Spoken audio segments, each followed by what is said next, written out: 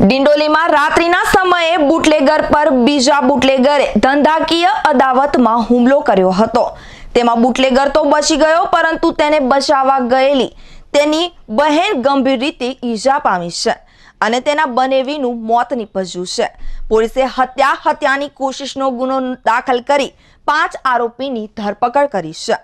ડિંડોલી લક્ષ્મણનગરમાં આરોપી રાજ ઉર્ફે વાલ્મિક દારૂનો વ્યવસાય કરે છે।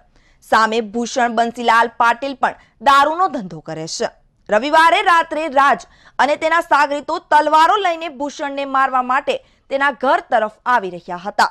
ભૂષણને તેના બાતમીદારોએ માહિતી આપી દેતા ભૂષણ ભાગી ગયો હતો।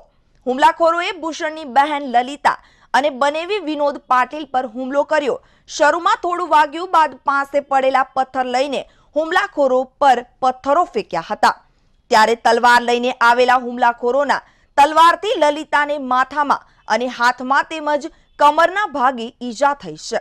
કમરના ભાગે ગંભીર ઈજા થઈ હતી, જ્યારે વિનોદને પેટના ડાબા પડખામાં પીઠના ભાગે તલવાર ચાકુના ઘા મારીને તેની હત્યા કરી નાખી હતી। પોલીસને જાણ કરતા પોલીસ ઘટના સ્થળે પહોંચી, પરંતુ તે પહેલા આરોપીઓ નાસી ગયા હતા। દારૂના ધંધાની અદાવતમાં હુમલો થયો હોવાની ચર્ચા છે।